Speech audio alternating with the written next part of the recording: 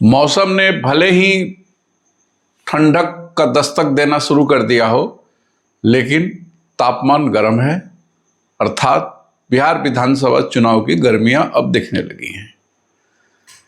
सिवान जिला ऐसे भी राजनीतिक मामलों में काफ़ी चर्चित जिला रहा है। यहाँ के चुनाव काफ़ी दिलचस्प हुआ करते हैं। इस बार भी दिलचस्प ही होने वाले हैं। जैसा कि आप सभी लोग देख रहे होंगे, देश के सभी बड़े चैनल लगभग सिवान में अपना शो कर दिए या फिर करने वाले हैं। नमस्कार, मैं हूं नवीन सिंह परमार और आप देख रहे हैं परमार मीडिया नेटवर्क पर हमारा नियमित चलने वाला कार्यक्रम सत्ता की महासंग्राम में परमार की बात।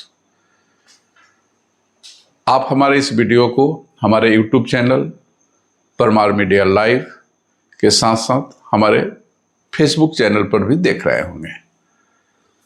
आप सभी का स्वागत करते हुए आज की बात मैं शुरू करना चाहूँगा। सिवान जिले में कुल 8 विधानसभा क्षेत्र हैं। 1-2 विधानसभाओं को छोड़ दिया जाए, जी हाँ, जब 15 अक्टूबर की देर शाम हम इस वीडियो को रिकॉर्ड कर रहे हैं, तब तक का अपडेट है कि अगर 1-2 विधानसभाओं को छोड़ दिया जाए तो लगभग सभी विधानसभा क्षेत्रों में लड़ाई स्पष्ट हो चली है। किस किस महारथी के बीच लड़ाई होनी है। 17 अक्टूबर नामांकन की अंतिम तिथि है। 17 अक्टूबर को जाकर के लगभग सारा परिदृश्य क्लियर हो जाएगा। लेकिन हमने आपसे वादा किया था कि हम आपको अपडेट देते रहेंगे। तो 15 अक्टूबर की देर शाम तक की जो अपडेट है उसे मैं संक्षिप्त में आपके लिए लेके आया हूं। हम बारी बारी से विधानसभा क्षेत्र की चर्चा करेंगे। किस दल, किस गठबंधन ने किस महारथी को उतारा है, इसकी संक्षिप्त चर्चा करेंगे। सबसे पहले हम चर्चा करते हैं इस जिले का जो सबसे हॉट सीट बन गया है, जिला मुख्यालय का सीट, जिसको सिवान विधानसभा क्षेत्र कहते हैं। सिवान विधानसभा क्षेत्र से लगभग उम्मीदवार क्लियर हो गए हैं। अब इक्के दुक्के उम्मीदवार हैं तो वह 17 के देर शाम तक क्लियर हो जाएंगे, लेकिन लगभग सभी प्रभावी उम्मीदवार सामने आ चुके हैं, नॉमिनेशन कर दिए हैं या फिर 16 और 17 को कर देंगे। सबसे पहले हम बात करते हैं एनडीए के उम्मीदवार का। एनडीए यहाँ से भारतीय जनता पार्टी प्रत्याशी उतार रही है। अब भारतीय जनता पार्टी ने अपने कदावर नेता, बिहार सरकार के स्वास्थ्य एवं विधि मंत्री मंगल पांडे को अपना प्रत्याशी बनाया है। मंगल पांडे सिवान से प्रत्याशी जब से मंगल पांडे बने हैं तब से सिवान हॉट सीट हो चला है।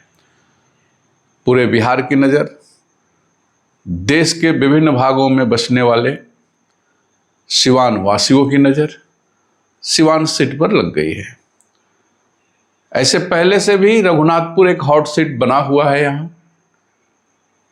जहाँ सबकी नज़र लगी है, मीडिया की भी नज़र लगी है। पूरे देश में सिवान के लोग जहाँ भी रहते हैं उनकी नज़र वो रघुनाथपुर की अपडेट जानना चाहते थे। लेकिन अब सिवान जिले में 2 सीट ऐसे हो गए हैं जो हॉट सीट हो गए हैं। अब सबसे पहले लोग सिवान के बारे में जानना चाह रहे हैं कि सिवान में कौन कौन महारथी हैं। सिवान सबसे हॉट सीट बन गया है। तो मंगल पांडे भारतीय जनता पार्टी के प्रत्याशी हैं। उन्होंने अपना चुनावी अभियान शुरू कर दिया है। दूसरे महागठबंधन से प्रत्याशी अवध बिहारी चौधरी जी हैं। महागठबंधन में बड़ा नाम है, कई बार के विधायक रहे हैं। अभी जो विधानसभा भंग होगी, जो वर्तमान में विधानसभा चल रही है, उसमें भी विधायक हैं। कुछ दिनों तक इस विधानसभा में अध्यक्ष भी थे। बिहार सरकार में कई बार जब लालू राबड़ी की सरकार रही है तो उसमें मंत्री भी रहे हैं। ये दूसरे प्रत्याशी हैं। नई नवेली पार्टी जनसुराज ने भी अपना प्रत्याशी उतार दिया है। सिवान शहर के जाने माने राजनीतिज्ञ परिवार के लड़के, स्वयं अच्छे राजनेता, सिवान नगर की राजनीति में बरसों से सक्रिय हैं, सिवान की जनता के दुख सुख में हमेशा शरीक रहते हैं।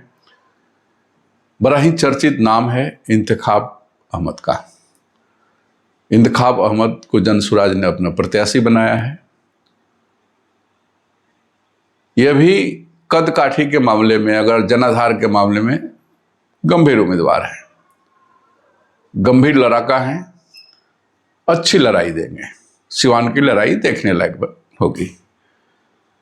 चौथा जो प्रसिद्ध नाम है, पहले से ही है, स्पोर्ट्समैन है, खेलों की दुनिया के बड़े नाम हैं, उन्हें अवैसी साहब की पार्टी ने अपना प्रत्याशी बनाया है, मोहम्मद कैफ उर्फ बंटी को। पांचवा एक प्रमुख प्रत्याशी हैं जो पिछले 2 चुनाव से लगातार चुनाव लड़ रहे हैं, परफॉर्मेंस भी अच्छा है उनका, विनोद श्रीवास्तव। उन्होंने तो नॉमिनेशन भी कर दिया है। यानी जब हम वीडियो रिकॉर्ड कर रहे हैं तब इन 5 महारथियों के बीच सिवान विधानसभा का चुनाव फंसा है। अब किनको क्या वोट मिलेगा, कौन चुनाव जीत के जाएंगे, ये सिवान की जनता जानती है। 14 नवंबर को पता चलेगा। हमारी जवाबदेही थी कि हम उम्मीदवारों के बारे में बताएं। हमने बताया। सिवान विधानसभा के ये 5 प्रमुख उम्मीदवार हैं आज के दृष्टि में। ये वीडियो एक बार और अपडेट होगा। 17 के नॉमिनेशन समाप्त होने के बाद, नाम वापसी के बाद एक बार हम पुनः सिवान विधानसभा पर अपडेट अपना जारी करेंगे। अब हम चलते हैं रघुनाथपुर विधानसभा। जी हाँ, ये दूसरा हॉट सीट है। यहाँ डॉक्टर मोहम्मद साहबुद्दीन के पुत्र ओसामा साहब चुनाव लड़ रहे हैं, अपनी राजनीतिक करियर की शुरुआत करने वाले हैं। राजनीति में एंट्री हो रही है उनकी। इसके पहले उनके पिताजी यहाँ के 4 बार सांसद रहे हैं। माताजी लगातार 4 चुनाव हारने का रिकॉर्ड बना चुकी हैं। अब ओसामा साहब आ रहे हैं राजनीति में। ओसामा साहब राजद के सिटिंग सीट रघुनाथपुर से, जहाँ हरिशंकर यादव अभी विधायक हैं, हरिशंकर यादव ने ओसामा साहब के सर पर पगड़ी बांध करके राजद का प्रत्याशी पहले घोषित किया। बाद में राजद ने उन्हें विधिवत अपना टिकट दे दिया, सिंबल दे दिया। ओसामा साहब यहाँ से चुनाव लड़ने जा रहे हैं। कोई भी लड़ेगा ओसामा साहब से ही उसको लड़ना पड़ेगा। जीत हार तो 14 नवंबर को पता चलेगा। दूसरा उम्मीदवार हैं एनडीए से विकास कुमार सिंह उर्फ जीसू सिंह। जी हाँ, ये भी समाज सेवा के क्षेत्र में बड़ा नाम है, सामाजिक कार्यकर्ता हैं। हालांकि राजनीति में बहुत पहले से हैं, लेकिन बहुत सक्रिय राजनेता नहीं थे। समाज के सुख दुख में हमेशा शामिल होते थे, समाज के बीच रहते थे। लोगों को लगा, उन्हें लगा कि चुनाव लड़ना चाहिए। तो पिछले कुछ दिनों से, कहिए कि 5 सालों से, पिछले विधानसभा चुनाव के समय भी वह दावेदार थे, लेकिन उतने खुल के नहीं थे। लेकिन उसके बाद लगातार क्षेत्र में बने रहे, जनता के सुख दुख के बीच जाते रहे जीसू सिंह। इस बार एनडीए ने उन्हें अपना प्रत्याशी घोषित किया है। तीसरा प्रमुख नाम जो रघुनाथपुर में अभी तक आया है वो राहुल कीर्ति सिंह का है। राहुल कीर्ति सिंह हालांकि जीरादेई विधानसभा क्षेत्र के रहने वाले हैं, लेकिन जनसुराज ने उन्हें अपना प्रत्याशी बनाया है। वह ताल ठोक रहे हैं, बड़े बड़े वादे कर रहे हैं। अब चुनाव को किस मोड़ पर लेके जाएंगे ये तो मतदान के दिन पता चलेगा। विधिवत रिजल्ट 14 नवंबर को पता चलेगा। ये 3 प्रमुख दावेदार अभी दिख रहे हैं। 16 अक्टूबर और 17 अक्टूबर को कुछ भी हो सकता है, कोई भी प्रत्याशी हो सकता है। अब वह प्रत्याशी कौन होगा ये अभी मैं कहना नहीं चाहूंगा, क्योंकि मेरे पास ऐसा कोई पुख्ता सबूत नहीं है कि फलाने लोग ही लड़ने जा रहे हैं। लेकिन अभी तक ये 3 लोग दिख रहे हैं। ये तय है कि रघुनाथपुर का चुनाव भी बहुत ही दिलचस्प होगा। ओसामा साहब के इर्द गिर्द ही चुनाव होंगे। एनडीए के प्रत्याशी जीतोड़ मेहनत करेंगे। अब परिस्थितियां किस करवट बदलेंगी ये तो रघुनाथपुर विधानसभा क्षेत्र की जनता को ही पता है। अब हम अगली सीट की चर्चा करें। वह भी काफी चर्चित सीट है, दरौंदा विधानसभा क्षेत्र। जी हाँ, हॉट सीट तो हम नहीं कहेंगे राजनीति में, लेकिन अपने आप में सिवान का सबसे महत्वपूर्ण सीट है। यहां करणजीत सिंह उर्फ व्यास सिंह विधायक हैं, वो भारतीय जनता पार्टी के विधायक हैं। राजनीति में वर्षों का अनुभव है उनके पास। सिवान के बड़े परिवार से आते हैं, राजनीतिक परिवार से आते हैं, सामाजिक परिवार से आते हैं, साधु परिवार के सदस्य हैं। साधु परिवार अपने आप में एक सरकार है सिवान में। करणजीत सिंह का राजनीतिक बैकग्राउंड यह है कि ये सिवान नगर परिषद के दो बार उपसभापति रहे। भारतीय जनता पार्टी ने एक बार इनको विधान परिषद का प्रत्याशी भी बनाया था, लेकिन सफलता नहीं मिली थी। उसके बाद इन्होंने दरौंदा विधानसभा जब गठन हो गया 10 में, तो दरौंदा विधानसभा क्षेत्र में इन्होंने अपना कार्य क्षेत्र बनाया और लगातार 10 से दरौंदा विधानसभा में लगे रहे। 19 में जब उपचुनाव हुए दरौंदा में, ये स्वाभाविक प्रत्याशी थे वहां। 19 के लोकसभा चुनाव में यह स्पष्ट हो चला था कि दरौंदा की उस समय की तत्कालिक विधायक कविता सिंह अगर सांसद बनती है तो यहां से व्यास सिंह चुनाव लड़ेंगे। ऐसे 19 के लोकसभा चुनाव में ये खुलेआम लोग कह भी रहे थे। लेकिन राजनीति संभावनाओं का खेल है, राजनीति भीतरघात का खेल है। बहुत सारी राजनीति की परिभाषाएं हैं। जब 19 में उपचुनाव हुए कविता सिंह के चुनाव जीतने के बाद, तो कविता सिंह के पति अजय सिंह के मन में लालच पैदा हो गया। जो लोकसभा चुनाव में कहते थे कि कविता सिंह को सांसद बना दीजिए, यह सीट दूसरे के लिए छोड़ दिया जाएगा, वो स्वयं प्रत्याशी हो गए। परिणाम, व्यास सिंह अपने सारे समर्थकों के साथ भारतीय जनता पार्टी को छोड़ करके निर्दलीय प्रत्याशी के रूप में उतर गए। स्थिति ये बन गई कि एनडीए का मतलब दरौंदा में केवल जदयू बच गया। पूरी की पूरी भारतीय जनता पार्टी व्यास सिंह के साथ चले गई। भारतीय जनता पार्टी निर्दलीय प्रत्याशी बन के चुनाव लड़े और इतने बड़े मार्जिन से चुनाव जीते कि जिसकी कल्पना अजय सिंह या उनके समर्थकों ने किया ही नहीं था। अजय सिंह के सारे घमंड को चकनाचूर कर दिया व्यास सिंह ने। केवल अजय सिंह के घमंड को ही चकनाचूर नहीं किया, उस समय जो भी लोग, उस समय की वर्तमान सरकार के सामने भी एक बड़ा प्रश्न चिन्ह लग गया कि एक निर्दलीय प्रत्याशी इतने बड़े मार्जिन से जीतता है। जीत हार का अंतर जितना था, उससे कम वोट अजय सिंह को मिला था। आप कल्पना कर सकते हैं, व्यास सिंह जितने वोट से जीते थे, उससे कम वोट अजय सिंह को मिला था।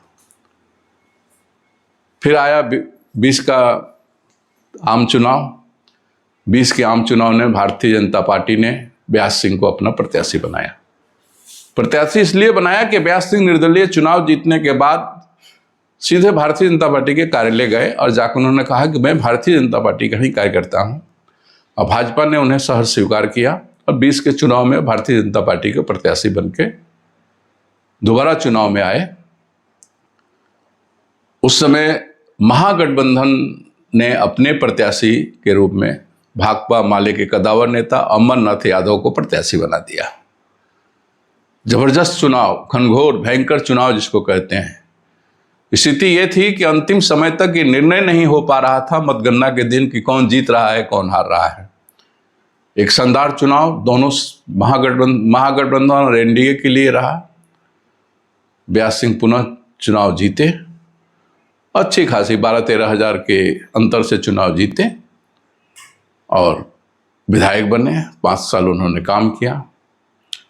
इस बार जब टिकट बंटवारे की बात आ रही थी तो कुछ लोगों को लग रहा था कि व्यास सिंह का टिकट कट जाएगा, पुनः कविता सिंह और अजय सिंह को टिकट मिल जाएगा। सोशल मीडिया पर एक अफवाहें बहुत तेज थी, लेकिन व्यास सिंह अस्वस्थ थे। सारे टिकट के दावेदार जब पटना में डेरा डाले हुए थे, व्यास सिंह उद्घाटन और शिलान्यास कर रहे थे, क्षेत्र की जनता के बीच घूम रहे थे। एनडीए ने पुनः 25 के चुनाव में व्यास सिंह को अपना कैंडिडेट घोषित किया है। व्यास सिंह कैंडिडेट हैं। उसी प्रकार 20 के चुनाव के तरह ही अमरनाथ यादव को महागठबंधन ने अपना प्रत्याशी घोषित किया है। भाकपा माले के अमरनाथ यादव चुनाव लड़ रहे हैं। कदावर नेता है, जमीनी पकड़ रखते हैं। चुनाव पुनः घनघोर होने की संभावना बन रही है। एक तीसरा कौन बन रहा है? सत्येंद्र यादव आ गए हैं जनसुराज से। मूलतः व्यवसायी आदमी हैं, पैसे कमा रहे थे। नई नवेली पार्टी जब आई तो उनके अंदर भी मन में ये लगा कि हम भी अब राजनीति के माध्यम से समाज सेवा कर सकते हैं, तो आ गए हैं। पिछले दिनों काफी दिनों से सक्रिय हैं और जनसुराज की टिकट लेके आ गए हैं। तो दरौंधा में 3 कोण स्पष्ट रूप से दिख रहा है। चौथी एक संभावना है, सोशल मीडिया की बातों को माने, कि वहां राजद के एक प्रत्याशी थे मुन्ना शाही, जो लगातार प्रयास कर रहे थे कि मुझे टिकट मिले। ऐसे वो प्रयास में थे, लेकिन अब सुनने में आ रहा है कि वो अपनी पत्नी को चुनाव लड़ाने जा रहे हैं। अब उन्हें कितना वोट मिलेगा, किसके दबाव में वो लड़ाने जा रहे हैं, ये बाद में हम लोग समीक्षा करेंगे। अभी अगर हम दरौंधा की बात करें तो त्रिकोणीय चुनाव दिख रहा है। सत्येंद्र यादव भी कुछ वोट लेंगे, अमरनाथ यादव के पास भी वोट है, व्यास सिंह के पास भी वोट है। 14 नंबर को पता चलेगा कि दरौंधा किसे अपना विधायक बनाती है। ये 3 प्रमुख विधानसभा क्षेत्र हो गए। अब हम आते हैं दरौली के विषय में। दरौली से सतदेव राम महागठबंधन के प्रत्याशी हैं। सतदेव राम पुनः चुनाव लड़ रहे हैं। महागठबंधन भाकपा माले ने उन पर विश्वास व्यक्त किया है, वो प्रत्याशी हो गए हैं। और जब हम वीडियो बना रहे हैं तब तक उनका नॉमिनेशन हो चुका है। आमतौर पर माना जा रहा था कि एनडीए से सीट यह भारतीय जनता पार्टी के कोटे में है, लेकिन जब वीडियो हम बना रहे हैं उसके कुछ घंटे पहले एलजेपी रामविलास ने जो सूची जारी की है, उसमें दरौली, सिवान जिले का दरौली सुरक्षित सीट एलजेपी के कोटे में चला गया है। यहाँ विष्णुदेव उर्फ अनिल पासवान को अपना प्रत्याशी बनाया है। नौजवान हैं, बहुत चर्चित नाम तो नहीं है, लेकिन एलजेपी ने अपना प्रत्याशी बनाया है। अब देखना दिलचस्प होगा कि सतदेव राम को कितनी लड़ाई दे सकते हैं, कितना फाइट दे सकते हैं। भाजपा के खेमे के कुछ लोग जो पहले से तैयारी कर रहे थे, उनमें से 1-2 लोग निर्दलीय चुनाव लड़ेंगे। ये भी 17 के बाद हम समीक्षा करेंगे कि चुनाव किस कोण में जा रहा है।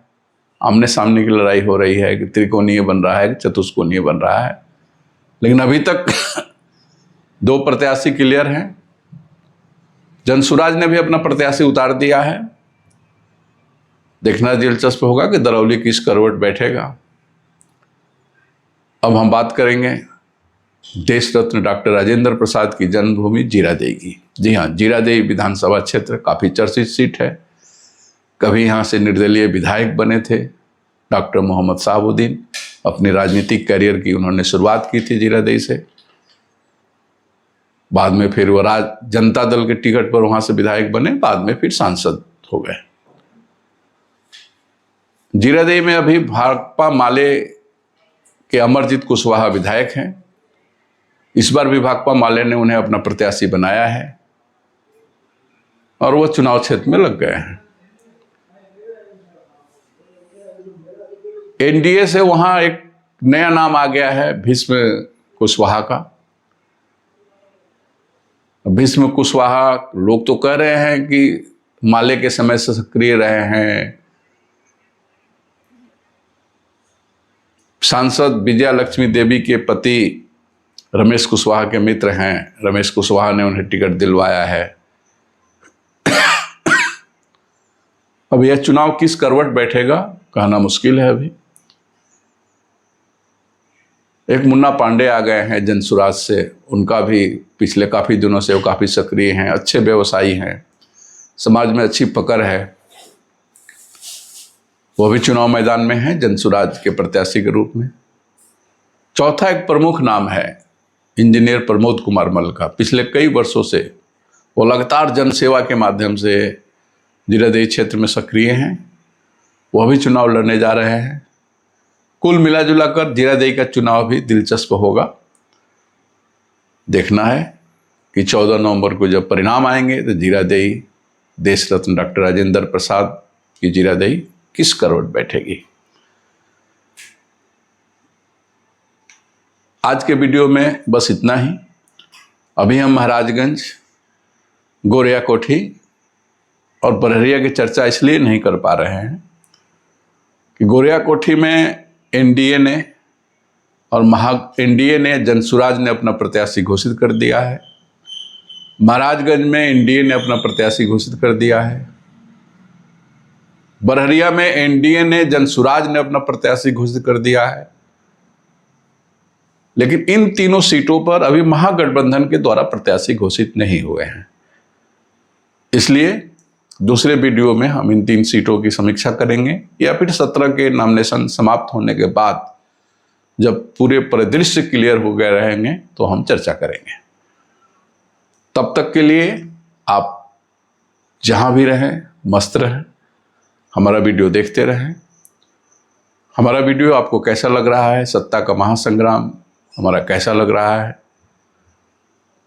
आप निश्चित रूप से बताएं। फिर मिलते हैं हम किसी अगले वीडियो में अगले विषय को लेकर के। तब तक के लिए जय सिया राम, जय भारत।